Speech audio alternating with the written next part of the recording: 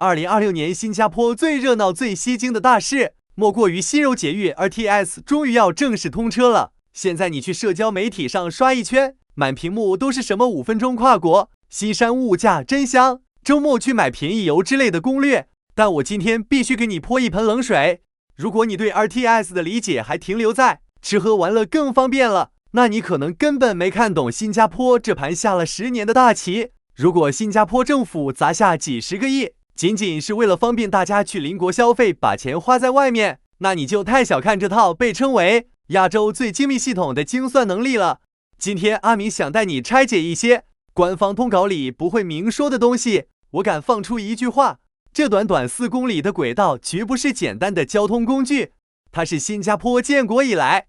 最隐蔽也最成功的一次无疆域扩张。我们要盯住的不是那列车，而是那个 QR 码。以前通关叫跨国，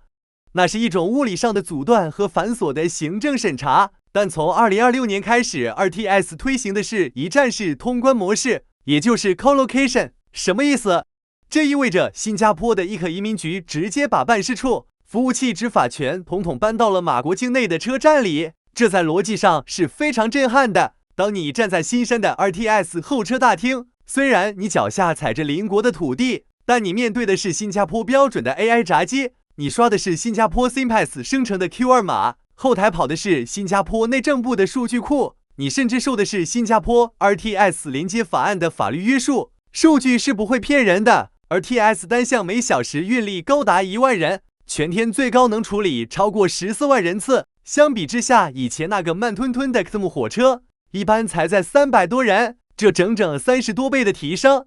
本质上是新加坡通过技术和管理标准的输出，强行把原本混乱低效甚至充满不确定性的边境给抹平了。所以 RTS 通车的那一刻，新山在功能属性上已经变了，它不再是一个遥远的邻国城市，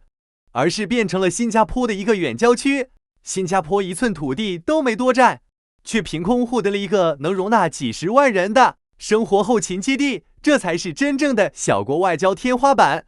聊完基建，我们聊点更扎心的钱和工作。很多人在担心，既然交通这么方便了，新加坡的生活成本又这么高，人才会不会都被吸到新山去了？其实你错了，逻辑刚好相反。新加坡正在利用柔佛的廉价土地，给自己打一个庞大的人才补丁，这就是阿明今天要重点拆的2026年正式落地的 JS Sites 西柔经济特区。大家一定要关注这个核心政策。针对在特区工作的知识型工作者，个人所得税率直接封顶在 15%。 你要知道，马国原本的个人所得税最高是 30% 的阶梯制，现在为了配合新加坡的节奏，直接给你腰斩。但这 15% 的税是随随便便就能拿的吗？不是，它背后的潜台词是，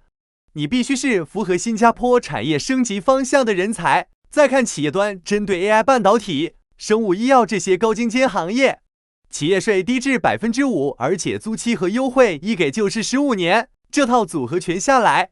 其实是新加坡在给全球初创公司发信号。如果你觉得新加坡市中心的办公室太贵，人工成本太高，没关系，你可以把生产线和后端团队放在特区，你拿着新加坡标准的薪水和资源，享受新山的生活成本，而你的公司依然跑在新加坡定义的产业生态链里。这是一种非常高级的合法挖人手段。新加坡通过输出税制建议和产业规划，在邻国土地上建立了一个高性价比的人才蓄水池。对于我们普通新加坡人来说，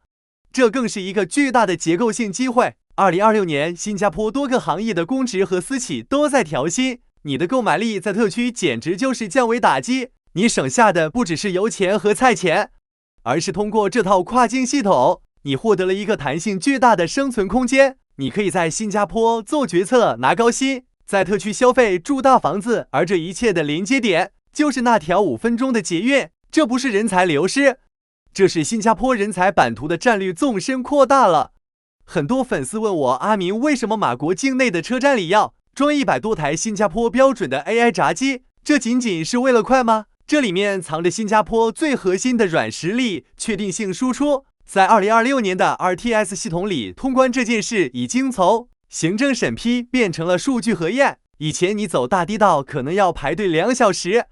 还得看那个海关官员的心情。但现在通过无护照 Q2 码通关，人均过关时间被精确压缩到了7秒。这7秒钟的背后，是新加坡斥巨资研发的数字信用系统 ICA 的综合目标中心 ITC 通过大数据提前画像，在你还没跨进车站大门的时候，系统就已经完成了对你的风险评估。这种效率的碾压其实是一种降维打击。新加坡通过这种方式，让原本混乱低效，甚至在过去几十年里一直存在某些潜规则风险的边境，变得像新加坡地铁站一样枯燥但高效。我们要理解，新加坡最强的产品从来不是淡水，也不是芯片，而是我们的社会运行操作系统。当你刷完码的那一刻，你感受到的那份理所当然的快速和安全，就是新加坡的主权在延伸。新加坡握着这个流量开关，通过数字化手段，把原本属于另一个国家的电力节点，成功拉进了自己的高效运行轨道。这种对邻国核心地段的物理加数字双重嵌入，让新加坡的生命线顺着这条铁路一直延伸到了北岸。最后，我们来聊聊大家最关心的：你的房子还值钱吗？阿明最近收到很多私信说，阿明 2TS 开了，大家都跑去西山住了。那新加坡北部的祖屋和公寓是不是要崩盘了？这种担心在表面上看很有道理，但如果你深度挖掘2025年到2026年的房产数据，你会发现一个完全相反的趋势。Woodlands 的租金和房价反而在逆势上涨。2026年第一季度，乌兰区域的房产咨询量甚至破了历史记录。为什么？因为 Woodlands 的身份变了。在过去，乌兰是新加坡的北大荒，是去马国才路过的边缘。但在 2TS 通车后，它成了两地系统的唯一超级接口。大量的跨国企业研发中心的中层管理人员，他们既需要新加坡的教育资源和法治环境，又需要频繁往返特区处理业务。他们最理想的居住地不是新山，也不是 CBD， 而是乌兰。乌兰正在从一个卫星镇进化成一个跨国节点。随着新加坡政府宣布将乌兰中心打造为北部区域中心，这里将承载大量的后勤支持和区域总部，所以这根本不是什么资产缩水，而是一次波澜壮阔的资产重心偏移。新加坡通过 2TS 把原本的边缘地带盘活成了黄金门户。说了这么多，阿明最后想带大家升华一下， 2TS 捷运真的只是一条铁路吗？不是，它是一次关于小国如何生存、如何扩张的教科书式演示。新加坡的土地是有限的，这是由于地理位置决定的死局，但新加坡的聪明之处在于，它从不试图通过冲突去占领土地，而是通过技术、金融、法律和管理标准去格式化周边的土地。当柔佛的土地用的是新加坡的电网逻辑，当那里的企业跑的是新加坡定义的税收标准，当边境通关用的是新加坡研发的 AI 算法，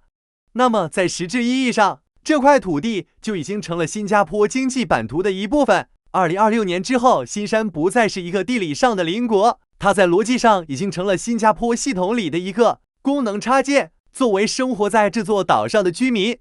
我们看到的不应该只是肉骨茶好不好吃，油价便宜了几块钱，我们应该看到这套精密系统为我们带来的全世界最稳固的确定性。即便在动荡的全球局势下，新加坡依然能通过这种系统嵌入，为自己锁死未来的资源、人才和能源安全。这就是新加坡，一个能把小国劣势完成全球结构优势的神奇地方。我是阿明，我们下期见。